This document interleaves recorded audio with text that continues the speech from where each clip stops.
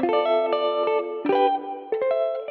so I thought I'd take you guys through some of my meal prep for the week. You've seen heaps of the training, you've seen heaps of me showing up to the gym, but probably not a lot of the cooking side of things. Now, this week is a shorter week just because we are heading over to Melbourne for the weekend. Bless you. For my birthday, which is really exciting. I'm going to go see my coach, going to go down there and do a couple of training sessions with him. So I've just adjusted the meal plan accordingly. So I've really been... Bro. I've really been into fish lately just because it's been really helpful with the high protein diet. So I bought some hockey fillets. Had barramundi last week. That was actually really, really good. I really enjoyed those. Then just got a little bit of chicken for some stir fry for the week. Brother. And then I have yogurt and put some Nando's on the chicken with the rice. So what I've been making each week for lunches has been like a rice bowl with chicken, rice, Nando sauce, and some soy sauce in there as well, and just making that in the oven. It's really, really easy. The yogurt's a bit of a snack for after dinner, something sweet just because I like to put it down after dinner. And that's really about it. I have oats in the morning, but I've already sort of got that sort of planned and just make that on the day. And I'll take you guys sort of how I go ahead and make this throughout the day. I'll show you guys how I cook my fish to make it taste good, and how I prepare the chicken breast with rice as well. It's pretty easy if you guys want to make like batches of chicken and rice instead of just doing like one big one. It's like sort of this no dishes type of chicken and rice where you just put it in bowls and put it in the oven. It's really, really easy. But yeah, I'll take you guys through that. And that's the shopping food for the week.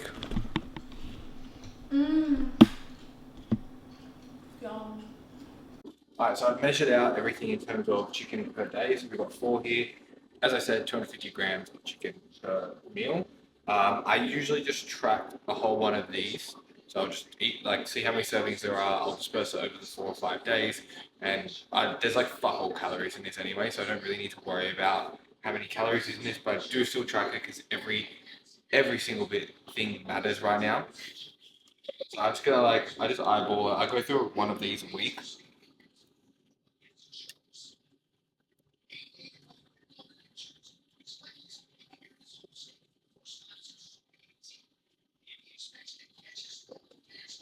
And then put around 15-20 mils of the reduced salt soy sauce. So I'll actually weigh that out. Again, there's not a lot of calories in these things, like in this, but it does all matter right now. So I am trying to be somewhat careful. I got like 15 mils. Perfect. The flavor of these is actually really, really good. It's probably my favorite meal of the day at the moment. Also, it's the most carbs I get in a meal. I do 100 grams of rice, and 100 grams of rice is a lot for me right now. I think a big mistake also a lot of people make when they're dieting is like they just think these things don't matter. So they'll put all these sauces and be like, yeah, I'm dieting, super low calorie meal, but then you put like half of one of these in your meal, or you do a whole one of these and you're not aware of the actual calories that are inside of it. Like I choose the lower calorie options. I know how many calories is in a whole bottle of these, but if you are dieting, like you really need to make sure that all these little things add up and you're weighing it as well. So many people don't weigh their food. They're like, oh, I eat 4,000 calories, 2,000 calories, I'm not losing weight. It's like, you're probably not, because you're not weighing it, and weighing it really adds up over the course of a day, a week. If you do, let's say you miss track of this and you put a whole bottle, that's an extra, could be extra 100 calories per day. Over the course of a week, that's 700 calories a week more than you're having. And then you're wondering why you're not losing weight. So I just chuck a cube of chicken stock in one of these, and I'll throw some boiling water in there as well. I do around 100, 120 mils per bowl. So it's like when you put it in the oven, it'll cook in the stock, so it cooks the rice as well.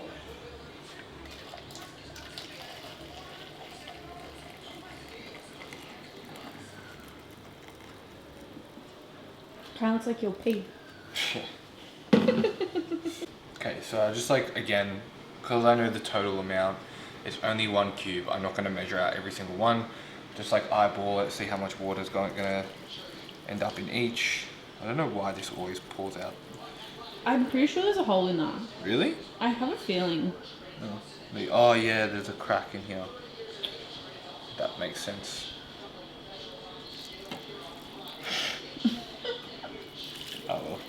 I'm not a clean cooker, but I do. He's really not. He uses about 50 different utensils for one meal.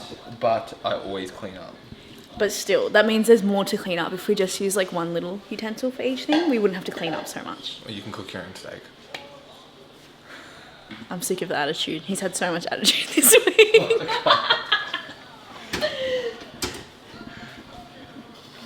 Alright, so now I'm going to add 100 grams of rice into every bowl, and then everything's already pre-measured, so then once it's cooked, again, I can just take it and eat it.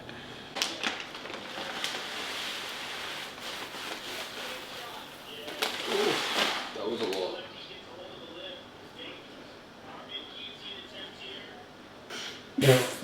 How much? It's like 30 over. I'm going to have to put less than that one. No, just scoop the top half up. Get a spoon and scoop the top bit off and put it in there. So you just put 70 grams into that one. I meant the dry bit, but anyway. Well, it's all stuck to the chicken. Oh.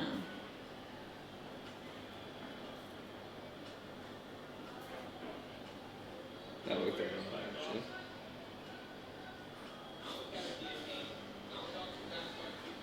And then put 70 grams in there.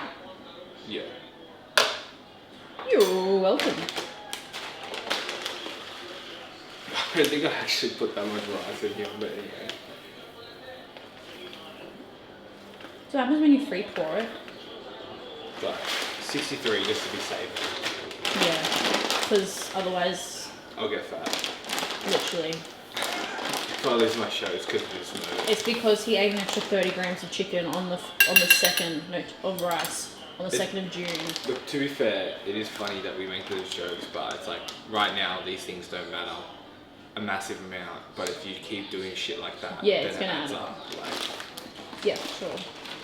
Okay, so I'm gonna chuck my chicken in the oven. This is gonna go in there for about 30 to 45 minutes, and I usually put like a 15-minute timer on, and just do it 15 minutes at a time so I can make sure it's cooking properly, and I can move the chicken around because like you want it to cook evenly and shit.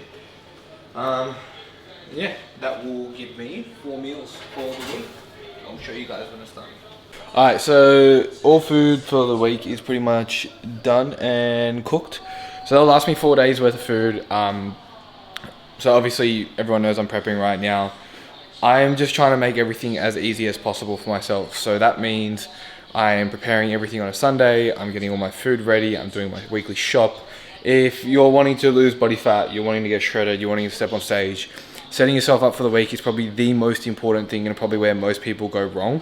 So just make sure that you're going ahead and you're doing those things, taking those steps. Otherwise, how do you expect to get really fucking good results? The weather's not great outside, so I'm doing my steps inside on my walking pad. So at the moment with prep, I have a goal of 15,000 steps a day, which during the week with work is pretty easy to hit. But on the weekends, it becomes a lot harder. So I do have to make a conscious effort to get some steps in throughout the weekend. So this is a great way for me. You know, I'm indoors, I get to still watch TV, get to pass time quite easily. So this is how I'm doing my steps for today. Usually I do like to get outside, but it's fucking really cold in Sydney at the moment. So this is the alternative. You know, with steps and cardio, like during prep, is it necessary for fat loss? Not really, no, but because I already averagely hit around 10 to 15,000 steps a day, we want to keep some sort of consistency in the variables of output already. So steps is necessary, which means that 15,000 steps is a non-negotiable at the moment.